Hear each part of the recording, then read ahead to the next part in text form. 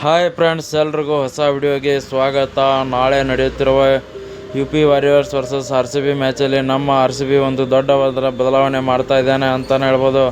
ಹಾಗೆ ಯಾವ ಬದಲಾವಣೆ, ಹಾಗೆ ಯಾವ ಪ್ಲೇಯರ್ನ ಆಚೆ ಇಡ್ತಿದೆ ಸಂಪೂರ್ಣ ಮಾಹಿತಿ ತಿಳ್ಕೊಂಡು ಬರೋಣ. ಅದಕ್ಕಿಂತ ಮುಂಚೆ ನೀವು ಕೂಡ ನಮ್ಮ ಚಾನಲ್ಗೆ ಹೊಸಬರಾಗಿದ್ದರೆ ಈಗಲೇ ನಮ್ಮ ಚಾನಲ್ನ ಸಬ್ಸ್ಕ್ರೈಬ್ ಮಾಡ್ಕೊಳ್ಳಿ. ಹಾಗೆ ಪಕ್ಕದಲ್ಲೇ ಇರೋ ಬೆಲ್ ಐಕನ್ ಮೇಲೆ ಆಲ್ ಅಂತ ಕ್ಲಿಕ್ ಮಾಡ್ಕೊಳ್ಳಿ. ನಾವು ಯಾವುದೇ ಹೊಸ ವಿಡಿಯೋ ಅಪ್ಲೋಡ್ ಮಾಡಿದರೂ ಮೊದಲು ನಿಮಗೆ ನೋಟಿಫಿಕೇಷನ್ ಬರುತ್ತೆ. ಮೊದಲನೇದಾಗಿ ನೋಡೋದಾದರೆ ನಾಳೆಯ ಮ್ಯಾಚಲ್ಲಿ ಒಂದು ಶ್ರೇಯಾಂಕ ಪಾಟೀಲ್ ಅವ್ರನ್ನ ಆಚೆ ಆಡೋ ಚಾನ್ಸ್ ಇದೆ ಅಂತಲೇ ಹೇಳ್ಬೋದು. ಯಾಕಂದರೆ ನಾಳೆ ಮ್ಯಾಚ್ ನಮಗೇನು ಅಷ್ಟೊಂದು ಇಂಪಾರ್ಟೆಂಟ್ ಇರಲ್ಲ ಅಂತಲೇ ಹೇಳ್ಬೋದು. ಹೀಗಾಗಿ ಶ್ರೇಯಾಂಕ ಪಾಟೀಲ್ ಅವ್ರನ್ನ ಆಚೆ ಇಟ್ಟು ಮತ್ತೊಬ್ಬ ಹೊಸ ಪ್ಲೇಯರ್ನ ರಿಪ್ಲೇಸ್ಮೆಂಟ್ ಆಗಿ ತೊಗೊಂಡು ಆಡೋ ಚಾನ್ಸ್ ಇದೆ ಅಂತಲೇ ಹೇಳ್ಬೋದು.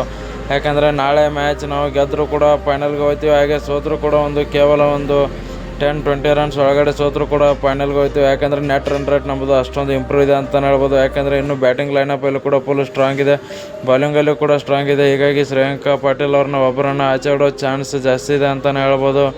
ನೋಡೋಣ ನಾಳೆ ಮ್ಯಾಚಲ್ಲಿ ನಮ್ಮ RCB ಪ್ಲೇಯರ್ಸ್ ಯಾವ ಥರ ಪರ್ಫಾರ್ಮೆನ್ಸ್ ಕೊಡ್ತಾರೆ, ಡೈರೆಕ್ಟ್ ಫೈನಲ್ಗೆ ಹೋಗ್ತಾರೆ, ಇಲ್ಲ ಮತ್ತೊಂದು ಮ್ಯಾಚ್ ಆಡಬೇಕಾಗುತ್ತಾ ಅಂತ ಹೇಳಿ. ವಿಡಿಯೋ ಇಷ್ಟ ಆಗಿದ್ದರೆ ಲೈಕ್ ಮಾಡಿ, ಶೇರ್ ಮಾಡಿ, ಸಬ್ಸ್ಕ್ರೈಬ್ ಮಾಡ್ಕೊಳ್ಳಿ.